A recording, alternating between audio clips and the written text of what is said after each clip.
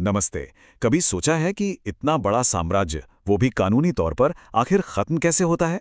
ये सिर्फ लड़ाइयों और क्रांतियों की कहानी नहीं है। आज हम देखेंगे दो ऐसे ब्रिटिश एक्ट्स को, वो कानूनी दस्तावेज जिन्होंने असल में ब्रिटिश राज को खत्म किया और भारत पाकिस्तान को जन्म दिया। ये एक ऐसा कानूनी ड्रामा था जिसने लाखों करोड़ों लोगों की किस्मत लिख दी। तो आखिर वो कौन से दस्तावेज थे जिन्होंने सब कुछ बदल कर रख दिया? भारत की आजादी की तरफ वो आखिरी कानूनी कदम क्या थे? चलिए इस दिलचस्प संवैधानिक पहेली को मिलकर सुलझाते हैं। तो हमारी कहानी की शुरुआत होती है 1935 के गवर्नमेंट ऑफ इंडिया एक्ट से। ये एक बहुत बड़ी, एक ग्रैंड योजना थी, एक अखंड भारत का सपना, जो खैर कभी पूरा ही नहीं हो पाया। जरा सोचिए, जैसे कोई एक बहुत बड़ी पहेली, एक जिग्सो पजल को जोड़ने की कोशिश कर रहा हो। 1935 के एक्ट का मकसद कुछ ऐसा ही था। ये ब्रिटिश कंट्रोल वाले प्रांतों और आज़ाद रियासतों दोनों को एक साथ एक ऑल इंडिया फेडरेशन में लाना चाहता था। सुनने में तो ये बहुत अच्छा लगता है ना, लेकिन असली पेच तो इसकी शर्तों में छिपा था। तो चलिए देखते हैं कि इस एक्ट में खास क्या था। इसमें एक ऑल इंडिया फेडरेशन का प्रस्ताव था, केंद्र और प्रांतों के बीच शक्तियों का बंटवारा था, और हाँ, प्रांतों को कुछ हद तक आज़ादी भी दी गई थी। लेकिन इसमें एक पेच था। सेंटर में डायरकी नाम की एक व्यवस्था। और एक और बात, इसी एक्ट के तहत बर्मा को भारत से अलग किया गया था। अच्छा, तो ये डायरकी या द्वैध शासन था क्या? देखिए, ये दोहरी सरकार की एक बड़ी चालाक व्यवस्था थी। कुछ विभाग तो भारतीय मंत्रियों को दे दिए गए, लेकिन जो सबसे जरूरी थे, जैसे डिफेंस और विदेश मामले, वो सीधे ब्रिटिश गवर्नर जनरल के कंट्रोल में रखे गए। मतलब पावर दी तो गई, पर असली कंट्रोल अभी भी अंग्रेजों के ही हाथ में था। देखिए, हर बड़े प्लान में कोई ना कोई कमजोर कड़ी होती ही है ना?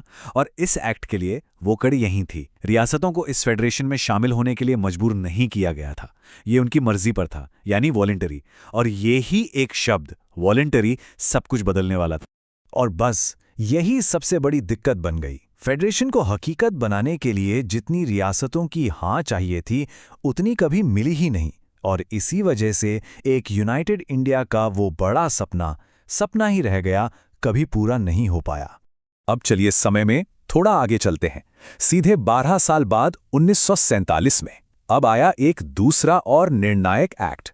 वो एक्ट जिसने ब्रिटिश राज का हमेशा के लिए अंत कर दिया और इतिहास का रुख ही मोड़ दिया। जरा सोच कर देखिए, सिर्फ 12 साल में कितना कुछ बदल गया। 1935 में भारत को मिली थी आंशिक स्वायत्तता, मतलब कुछ हद तक आजादी, लेकिन ब्रिटिश क्राउन ही सबसे ऊपर था। और 1947 आते आते ये बन गई पूरी संप्रभुता, यानी फुल सॉवरेनिटी। क्राउन का अधिकार खत्म। ये कोई छोटा मोटा बदलाव नहीं था, ये एक जबरदस्त शिफ्ट था। तो ये जो पावर ट्रांसफर हुआ, ये 3 साफ स्टेप्स में हुआ। पहला, ब्रिटिश पार्लियामेंट ने अपना कंट्रोल छोड़ दिया। दूसरा, क्राउन अब अथॉरिटी का सोर्स नहीं रहा। और तीसरा, भारत और पाकिस्तान की जो नई विधानमंडल बनी, वो पूरी तरह से सॉवरेन हो गई। डोमिनियन का मतलब था कि ये देश अब खुद अपना शासन चलाएंगे, भले ही वो ब्रिटिश कॉमनवेल्थ का हिस्सा बने रहें। ये ब्रिटिश साम्राज्य का एक बहुत ही साफ सुथरा कानूनी अंत था।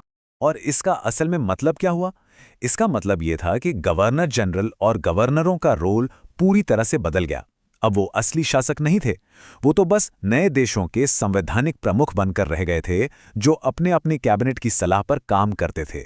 तो हमने एक पूरी संवैधानिक यात्रा देखी है, एक नाकाम फेडरल प्लान से लेकर 2 नए देशों के जन्म तक। ये 2 एक्ट सिर्फ कानूनी दस्तावेज नहीं थे, ये एक युग के खत्म होने और एक नए दौर के शुरू होने का ऐलान थे। और ये रहा वो सोर्स टेक्स्ट जहां से ये सारी जानकारी ली गई है। ये देखना वाकई में बहुत दिलचस्प है कि इतिहास के इतने बड़े पल कैसे कानूनी भाषा में दर्ज किए जाते हैं। चलिए आखिर में इन दोनों एक्ट्स के बीच का फर्क एक बार फिर से देख लेते हैं। 1935 का एक्ट एक ऐसा सपना बनकर रह गया जो कभी पूरा नहीं हुआ, जबकि 1947 के एक्ट ने बंटवारे और आज़ादी की कठोर हकीकत को जन्म दिया। और आखिर में एक सवाल जो सोचने पर मजबूर करता है, क्या होता अगर 1935 की वो ऑल इंडिया फेडरेशन वाली योजना कामयाब हो जाती?